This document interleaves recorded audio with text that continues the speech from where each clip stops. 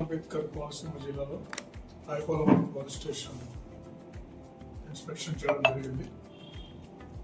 Inter state check post బార్డర్లో ఉన్న police station మనకి యానాము సరిహద్దుల్లో ఉండడం వల్ల ఈ పోలీస్ స్టేషన్ ఇంపార్టెంట్ మాది. ఎందుకంటే మనకి తరచూ రోడ్ యాక్సిడెంట్ జరిగే ప్రదేశాలు.